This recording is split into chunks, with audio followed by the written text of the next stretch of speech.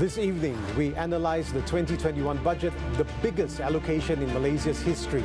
Is this budget the key to boosting the economy and the path to recovery? How to ensure timely and critical steps are taken to ensure projects and programs are implemented effectively. All this and now on Money Matters.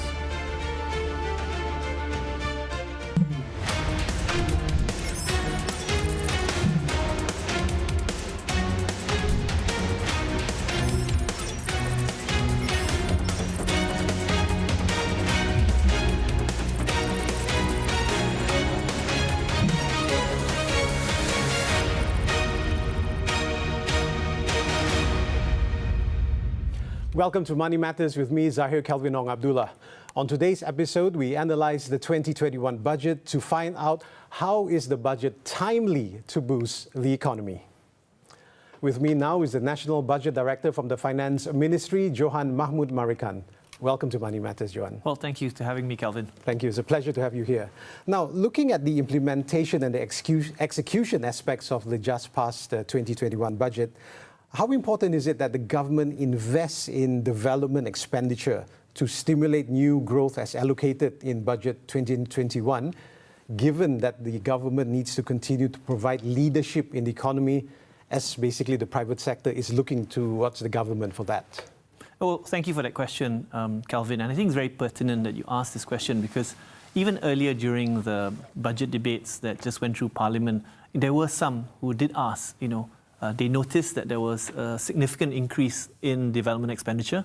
We target for 2020 that we would be spending about 50 billion for development expenditure, whereas the government's announced 69 billion, a very significant increase for 2021. And some even suggested that perhaps we shouldn't have such a large increase and give more towards, for example, assistance related to COVID.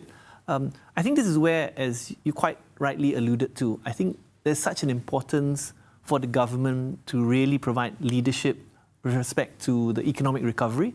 And we certainly hope, I think all of us are certainly looking forward to a 2021 that hopefully will be a much better year.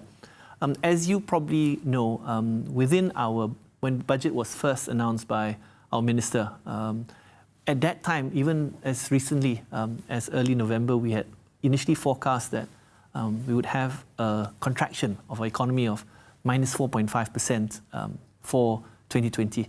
But soon after, with the third quarter numbers, you would have heard then Bank Negara then saying that it's probably going to be at the lower end of their range between 3.5 to 5.5. So likely that already in such a short time, it's likely to be worse. And I guess that's also compounded by what we see as worsening waves of COVID in Europe, and that certainly affects us as an open trading economy. And we have our own challenges here at home. So it's so important that we're able to stimulate an economic recovery going into 2021 because we still maintain our forecast of between 6.5% to 7.5% GDP growth of next year.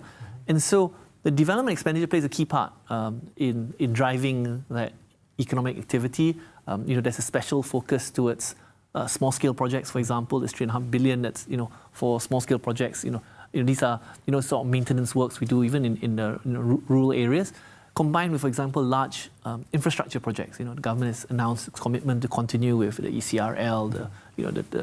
Even announced that we're still in conversations with Singapore on the high-speed rail. There's also the Klang Valley double tracking project. So these are examples of the government still very committed to driving infrastructure expenditure towards stimulating economic activity in order to ensure that we do support a strong economic recovery come 2020. And as you mentioned in your opening, we've announced the largest ever budget allocation, 322.5 billion, and we hope that that's key in driving this economic recovery into 2021.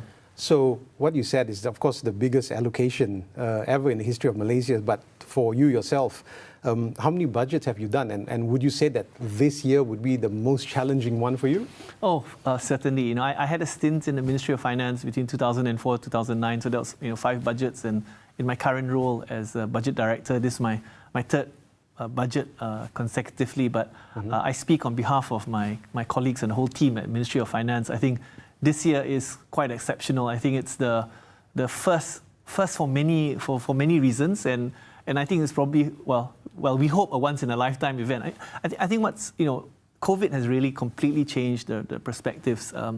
It started off as a health crisis, but I think even now it's even more an economic crisis. I spoke earlier about, the contraction. In the second quarter, we had the sharpest contraction ever. More, minus 17% in the second quarter, which is more than what we even suffered during the worst of the Asian financial crisis. And I think the problem is that with COVID is that we kept learning new things. When my colleagues and I were working on the stimulus package back in February, at that time, the consensus was that, this is not as dangerous as SARS, it'll be over by the summer, and how quickly we were proven wrong. Yes. And so, the government has had to be very proactive, and government has after the first stimulus, it then announced the Prihatin in April. It followed that up with a Penjana, then you Kita Prihatin, and then Budget 2021. So I think you need to see this also, the government's response over multiple stimulus packages and a budget. And so that's a first. I think we've never had, 3 over stimulus packages in the space of 1 year. And then a budget which we've never had, actually, it's quite unique. This is the first time we've ever had an amendment where the government proposed an amendment. As you know, there was an amendment made for JASA. We've never had so many votes of getting our budget. I think in the past, people were probably not even aware of the committee stage of a budget, and culminating in the final vote where it was eventually brought through. But although some would say with a small majority, so it's been a year of many firsts, and certainly the most challenging for me and I think all my colleagues. Right. Okay, hold that thought. When we come back, I'm going to ask you regarding the budget and the COVID-19 and how it basically has been affected. Let's take a short break now, and when we come back, we'll be going deeper into analysing the 2021 budget. Find us on Twitter, share your thoughts.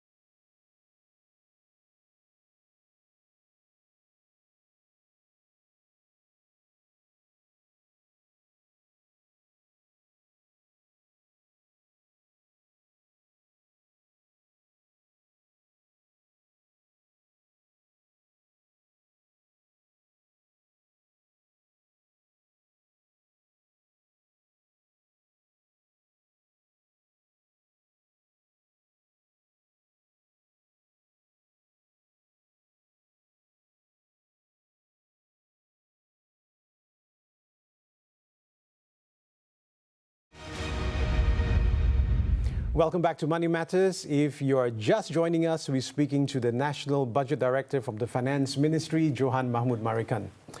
Adding on to what we were talking about just now, the recently passed COVID-19 fund, which has been raised from 45 billion to 65 billion, the factors which were taken into account before being given this boost, because you said that in drafting the 2021 budget, the Finance Ministry did not anticipate the third wave of COVID-19 and the reinstatement of the Conditional Movement Order, CMCO. So how is the Ministry working to adapt this? Because as it is, you can never predict what's going to happen next, right?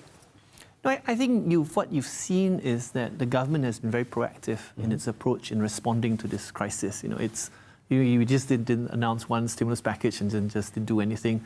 And even after the Prihatin package, when we saw things continue not to improve quickly enough, then it was followed up by for example, the Penjana and subsequently the Kita Prihatin, and then Budget 2019 and Budget 2021. Apologies.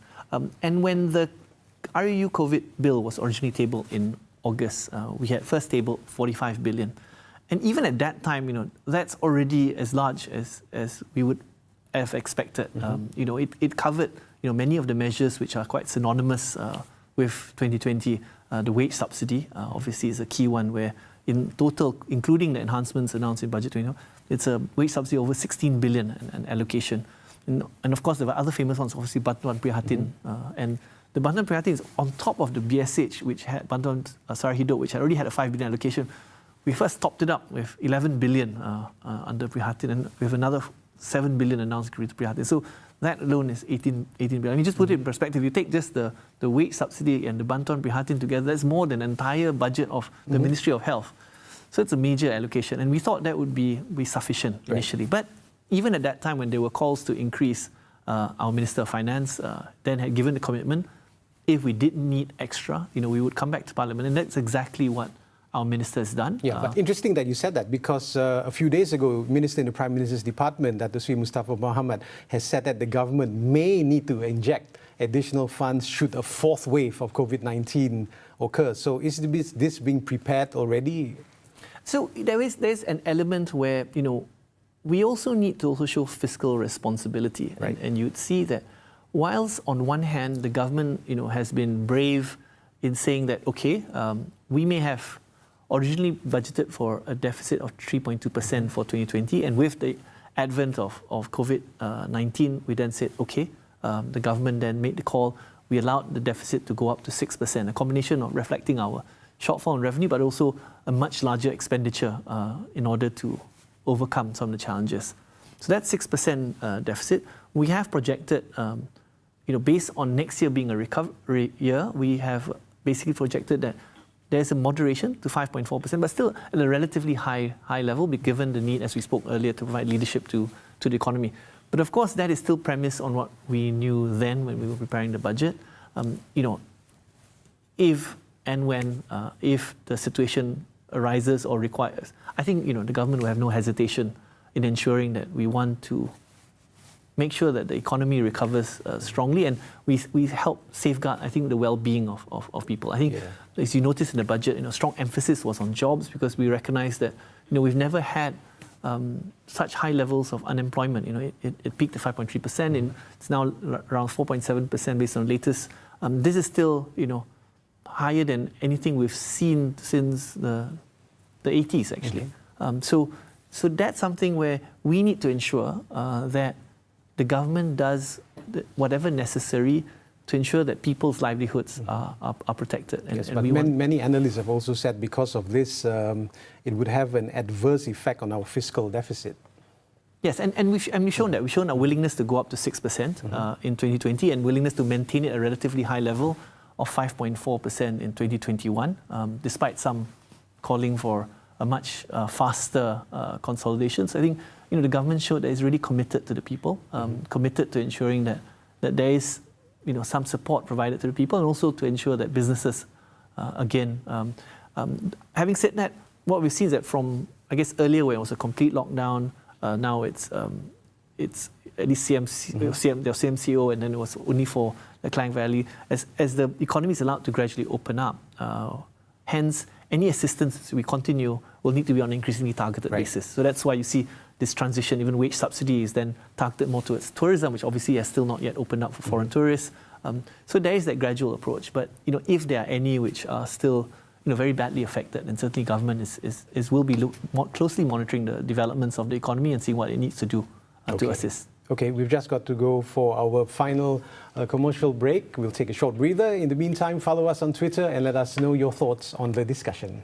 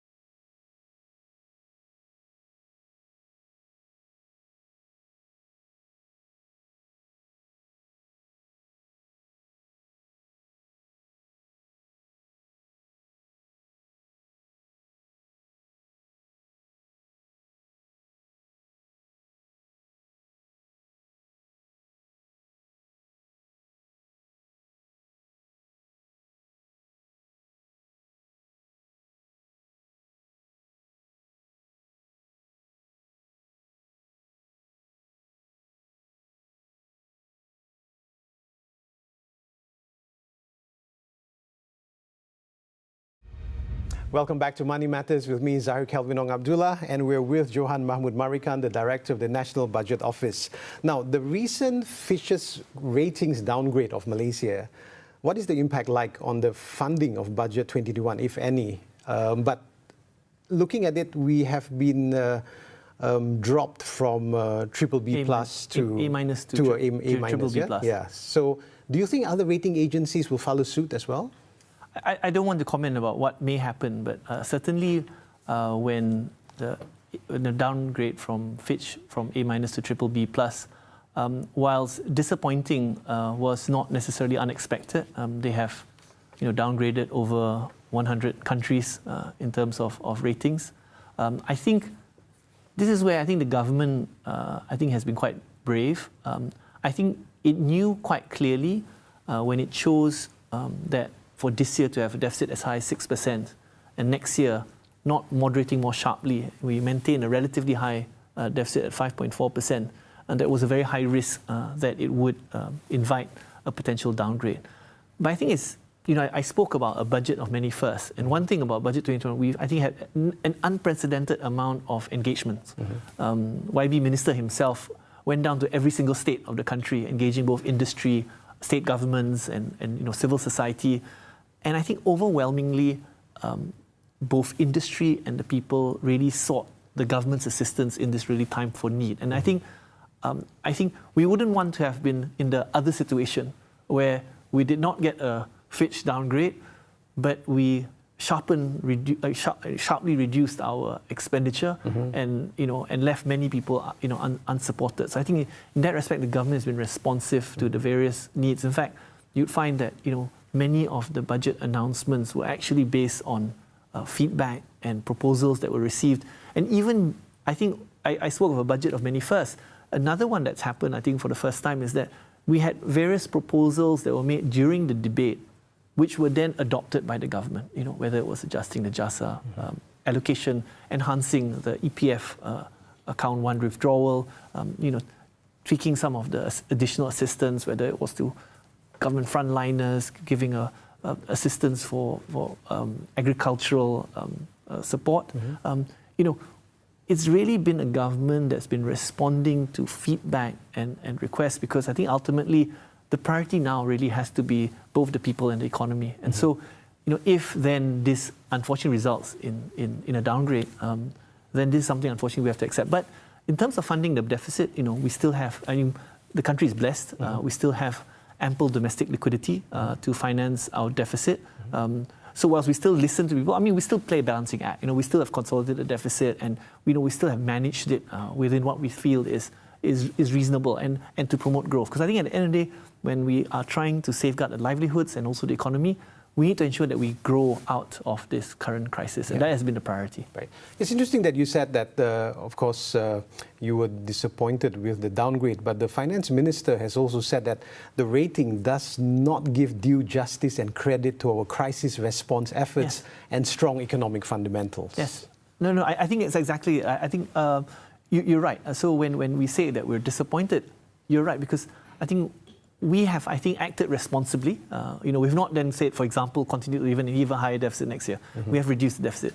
And I think important when, rating agencies looked at our, our macroeconomic indicators and fiscal position is, they should be comforted that, our quick response has also then helped ensure that there is also a stronger recovery. We've seen that, from the sharp reduction in the second quarter, we've then obviously seen an improvement in the third quarter.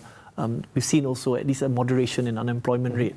And those should bode strongly in terms of the country and the economy's capacity to support the debt that we have undertaken. So we don't share the assessment, obviously. We think that, the government has acted very responsibly in both not just meeting the needs of people and the economy, but also acting responsibly from a fiscal perspective. Even within the COVID bill, I should have mentioned earlier that whilst this has been an avenue to us to spend additional to respond to the COVID crisis, note that it is done as a temporary measure. It is a temporary measure that the COVID fund which we've gone to Parliament and got approved, that goes up till 2022. Even the increase in the debt ceiling that comes with the COVID bill is also a temporary measure up to 2022. Right. So in that sense, we're saying, look, the government is responding to this current crisis and therefore taking these temporary measures. Right. And as soon as that's over, the government remains committed to some of its early announced measures, like going for a Fiscal Responsibility Act and really trying to then continue its efforts towards further consolidation of its fiscal position. Right. Okay, Johan, final question here. The Finance Minister has announced that 8 venture capital fund managers from US, South Korea, China, Indonesia and Singapore have agreed to invest in Malaysian startup companies with an investment value of 1.57 billion under Dana Penjana National Program. Yes. Is that correct? So what are the key sectors are we looking at here? Fintech, edutech or other areas? But I think the key thing to highlight in this initiative, so whilst we may be sometimes just thinking about the crisis and just worried about the crisis and how we can help, as I mentioned in the beginning, when we then pushed for a high development expenditure, it was to ensure strong economic activity for the recovery. And a key part of this recovery, and sometimes it's said, don't waste a good crisis. And I think sometimes it's important that, if anything, they've said that COVID-19 has done more for the digitalization agenda than anything else. And that also applies to the country. We need to really transform our economy. And supporting startups. And I think what's been very successful with Penjana Capital, the government initially announced just a 1-to-1 matching for the commitment of 600 million. We're initially just expecting a matching of 600 million, but as announced, the parties have also announced an additional transaction. So in total, we've got a 1.57 billion fund, which will bode well to invest in some of our dynamic new startups, whether they're IT, platforms, e-commerce. These are areas that certainly we believe that Malaysian talent have more than the capabilities for fresh, innovative ideas. And this is part also of our transition towards higher value-added and knowledge-intensive activities, which we need if we are then to succeed in this new normal, a post-COVID era, where we still have many things to our advantage. We have great location, great infrastructure, great people. We think that ensuring that we also support the financing of innovative startups is a key part of Malaysia's continued economic transformation to be a really successful and eventually a high-income nation. Right. Johan, thank you very much for appearing on Money Matters. Well, thank you for having me. Before we go, find us on Twitter and let us know your thoughts about today's discussion. We'll be back next week with more money insights that matter. Till then, I'm Zahir Kelvinong Abdullah. Thanks for watching and wishing all our viewers Merry Christmas and a very Happy New Year. Stay safe.